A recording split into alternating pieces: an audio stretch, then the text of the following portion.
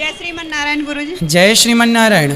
गुरुजी मैं आज बहुत खुश हूँ आपसे बात करके और आपको सामने देख के। मैं 2 महीने से आपकी कथा सुन रही हूँ और मेरे जीवन में बहुत सुधार हुआ है। क्या सुधार हुआ? मेरे हस्बैंड आर्मी में जॉब करते हैं, अभी ही 1 जनवरी को रिटायर आए हैं। तो मैं ये सोचती थी कि मैं जब आ जाएंगे पता नहीं हमारे बीच कैसा रहेगा। मतलब वो छुट्टी आते थे ना तो भी मुझे घबराहट होती थी। मतलब 10 दिन में 2-4 बार हमारी लड़ाई हो ही जाती थी। क्यों? हर 5-10 दिन में। नॉर्मली बच्चों के ऊपर ज़्यादा होती है हमारी। आज भी अभी मैं 2 दिन से यहाँ हूँ तो बच्चों की लड़ाई की वजह से मैं गुस्सा होकर आ गई थी उनसे। तो आज मतलब जैसे कल मैं आई ना तो आपने उसी बारे में उसी विषय में बहुत सारी बातें अच्छी बताई, जो कि मैं ये सोच रही थी कि आज मैं घर से गुस्सा होकर बच्चों की वजह से आई हूँ और हमारे बीच में जो अनबन हो गई थी वही चीज़ें सारी आपने बताई। तो मैं ये सोच रही थी कि शायद भगवान ने वे चीज़ मुझे आपके द्वारा सुनवाने के लिए, मुझे समझाने के लिए वे सब बातें आपके द्वारा मुझे सुनाई हैं।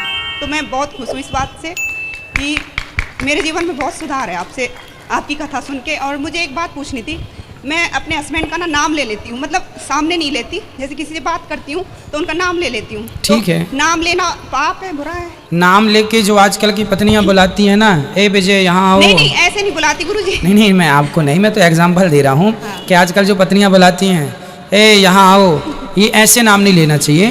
पर आपसे कोई पूछे कि आपके पति का नाम क्या है तो स्वाभाविक बताना ही पड़ेगा। पत्नी का भी नाम नहीं लेना चाहिए। अब जैसे पत्नी ए शांति यहाँ आओ ना, पत्नी का नहीं, हमारे यहाँ इसलिए ए भी चलता है, ए यहाँ आओ। पत्नी पति को क्या बोलती है? ए यहाँ आओ।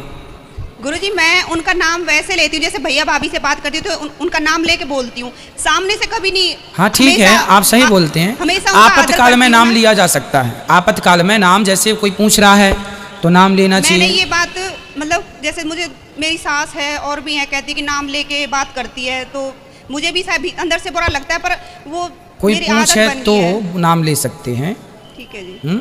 मुझे यही क्वेश्चन था बस। और एक सीता जी और राम जी जब गई, सीता जी और राम जी जब वनवास गए, लक्ष्मण जी भी संग थे, तो राम जी सीता जी को प्यास लगी तो कुएं में पानी पीने गई। वहाँ बहुत सारी महिलाएं नगर की गांव की पानी भर रही थी। तो राम लक्ष्मण पानी पी के बैठ गए छाँव में और सीता जी वहाँ की महिलाओं के संग बैठ गई। तो गाँव की महिलाएँ पूछती हैं क्यों, वो पुरुष कौन हैं?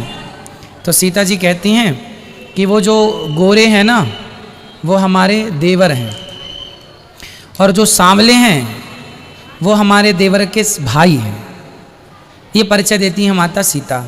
वो ये नहीं कहती कि वो हमारे हस्बैंड हैं राम, ऐसे नहीं। वो कहती हैं कि ये जो सांवले हैं ये हमारे देवर के भाई हैं।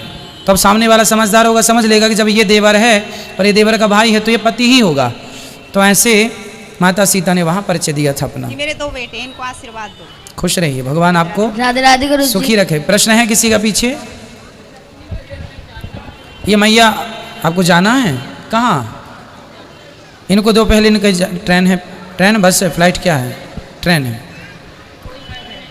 चलो अच्छा।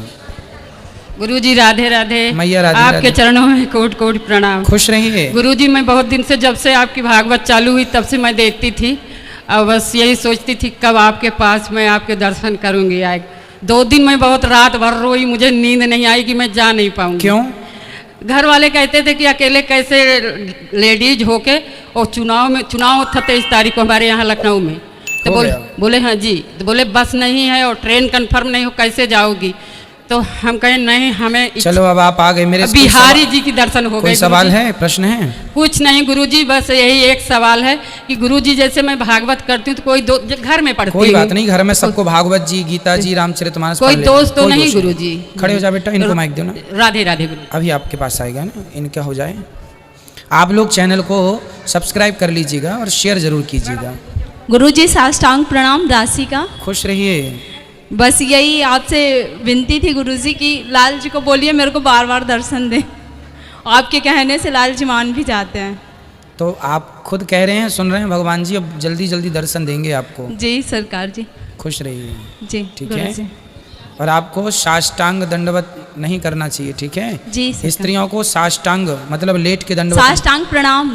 हाँ साष्टांग प्रणाम, केवल प्रणाम, साष्टांग प्रणाम नहीं। अच्छा जी। हम लोग भी रामानुज स्वामी जी संप्रदाय से हैं। हाँ, वैष्णव हैं। हाँ हाँ हाँ ठीक है।